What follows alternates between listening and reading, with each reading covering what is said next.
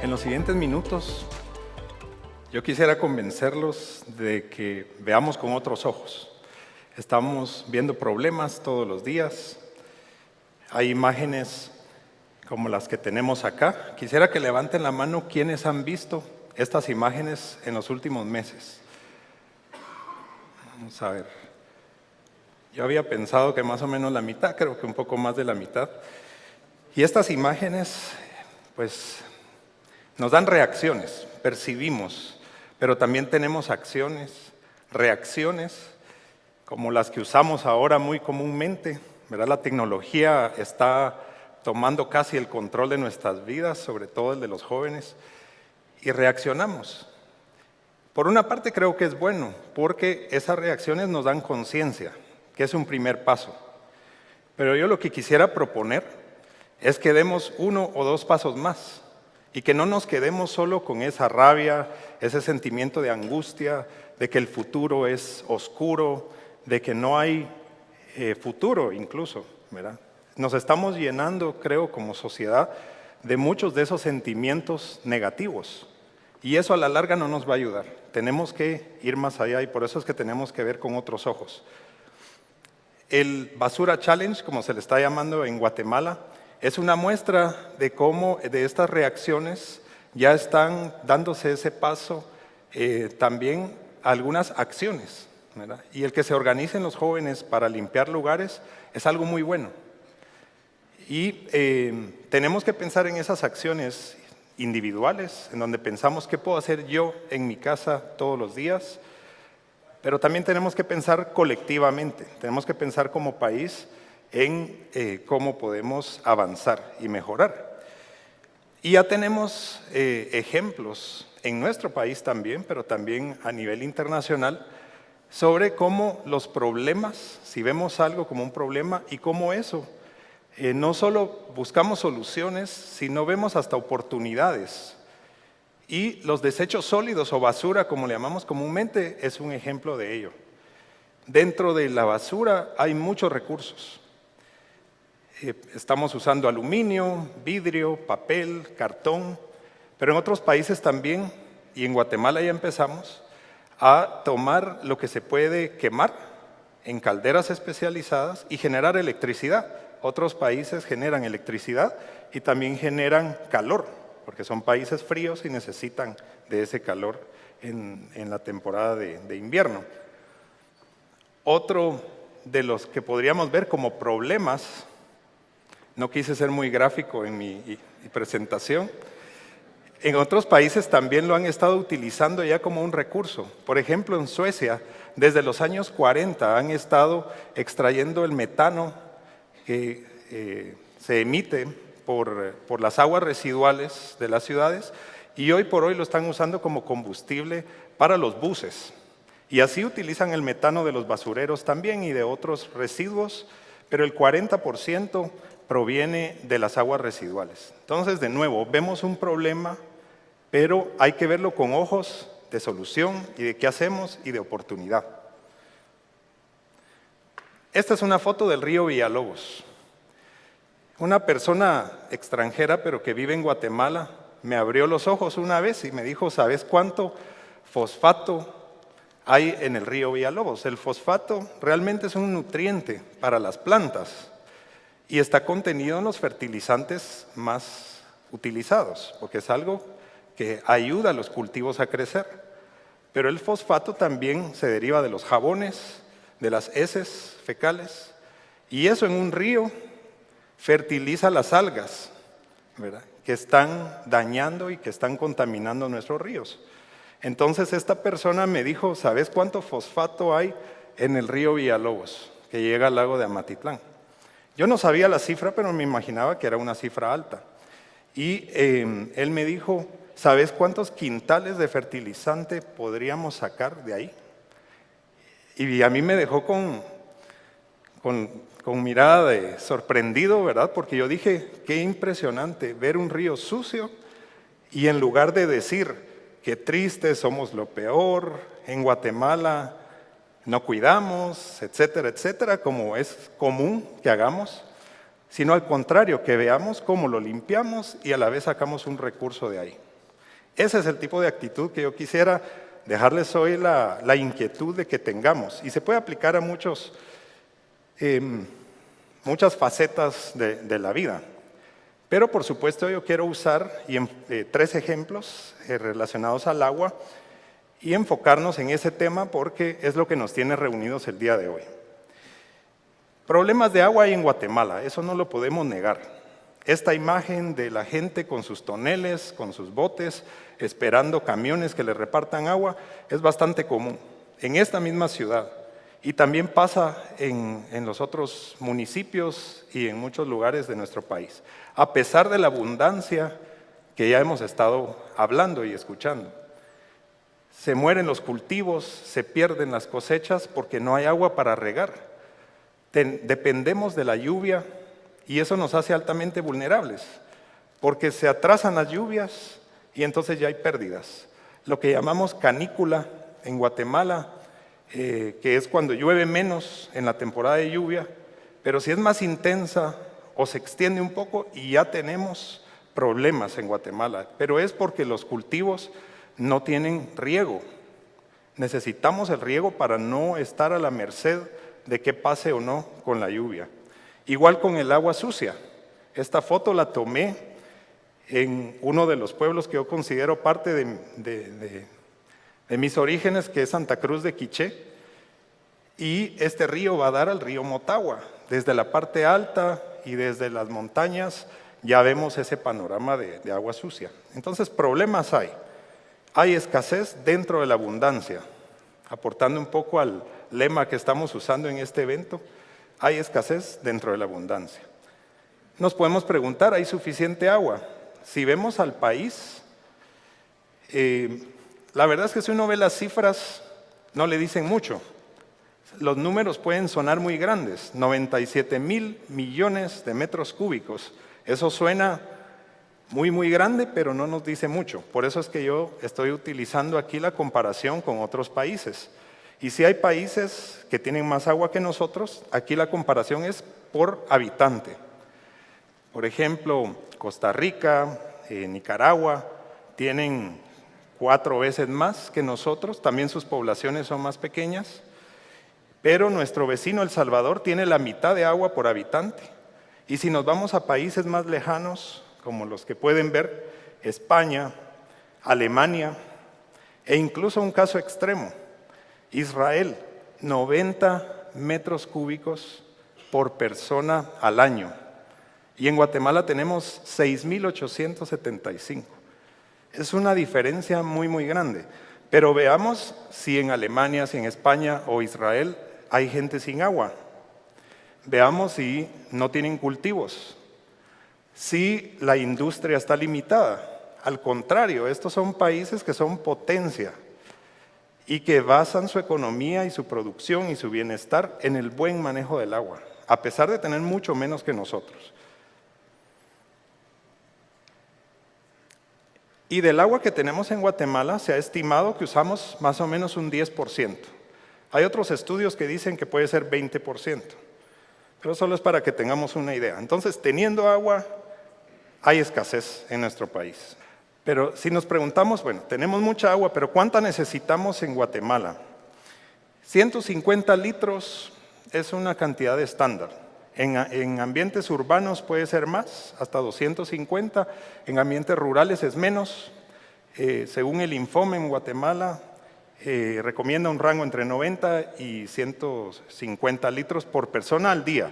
Esto es para cubrir nuestras necesidades más básicas de higiene, consumo, cocinar, ¿verdad?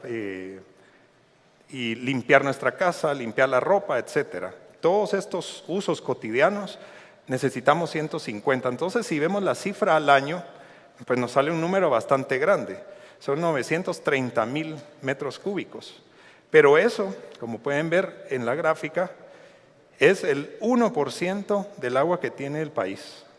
Con ese 1% del agua que tenemos, podríamos cubrir y que todos los hogares y todos los guatemaltecos y guatemaltecas tengan agua en su casa. Nuestro reto es entonces cómo hacemos para que de verdad tengan agua en su casa, ¿verdad? Por eso es que se habla de escasez económica, no es una escasez física, sino que es una escasez económica. Alta Verapaz, que es el departamento que más agua recibe, y allá llueve todo el año en la mayoría del departamento, es el departamento en donde menos hogares tienen agua en sus casas. Entonces, eso nos llama la atención. También tenemos que considerar que Guatemala tenemos esa gran ventaja de que produce agua. En Guatemala, por las montañas, por la ubicación geográfica, nos llega agua desde el Mar Caribe, desde el Golfo de México y desde el Océano Pacífico. Y entonces aquí nacen muchos ríos. La mitad de esa agua se va por nuestros ríos hacia México, un 25% se va hacia el Mar Caribe, parte de esa se va a Belice y parte de esa, el otro 25% hacia el Océano Pacífico. Hay ríos que se van a Honduras, a El Salvador, entonces podríamos ver a Guatemala como un país exportador de agua. Hay otros países que en cambio dependen del agua de otros países, entonces hay una situación ahí de desventaja. Entonces aquí quisiera usar 3 ejemplos. El primero es la lluvia. La lluvia es agua entregada a domicilio, es agua que literalmente nos cae del cielo. Hoy por hoy nosotros la invisibilizamos, sobre todo en las ciudades. Está lloviendo, va a haber más tráfico, me voy a despeinar, ¿verdad? Se va a inundar una calle, me voy a mojar los zapatos. Se ve hasta como un problema la lluvia, y la lluvia la deberíamos de ver como un recurso. Ya lo ven en otros países, nuestros antepasados lo usaron, y entonces la lluvia realmente es una fuente que deberíamos de estar aprovechando. Por ahí hay unos cálculos que hice, y de una casa que tuviera 6 metros de techo, 6 metros por 10 metros, con la cantidad de lluvia que cae en la ciudad de Guatemala, podríamos captar más de 80,000 litros en el año. Y eso podría alcanzar para 3 meses y medio del agua que se necesita en una casa, asumiendo 5 personas. Solo para tener una idea. Otro recurso que hay en Guatemala en las montañas. No sé si todos saben, vamos a ver si hay gente aquí del altiplano, que levanten la mano, de Quetzaltenango, San Marcos. Levanten la mano. Yo sé que hay alguien aquí de San Marcos. La neblina que vemos en el altiplano, que nos dificulta conducir, es agua. Son partículas muy pequeñas de agua y eso también podemos verlo como un recurso. Nosotros en el Instituto de Cambio Climático hicimos un estudio en Acatenango en donde hay comunidades que no tienen agua, pero neblina hay todo el año. Y entonces nosotros medimos cuánta agua podían capturar con un atrapanieblas, como el que ustedes pueden observar aquí en la foto. Y estimamos que por lo menos podrían ser 3 litros en 1 metro cuadrado. Entonces necesitaríamos para una casa en donde hay 5 personas, unos 42 metros cuadrados de esta red para capturar las gotas. No sé si se logra ver muy bien, pero este es un video de ese atrapaniebla que nos muestra cómo se está cosechando el agua de la niebla y va cayendo las gotas y van llenándose entonces en un recipiente. Entonces, de nuevo, es abrir los ojos. Hay cosas que tenemos literalmente enfrente y que podemos utilizarlas como un recurso. Y el tercer caso, y este es un poco más complejo, pero esta foto del río Madre Vieja, completamente seco, la vimos en el año 2016. Esta imagen se viralizó, como se dice ahora comúnmente, se compartió en muchos lugares y causó mucha indignación, mucho enojo.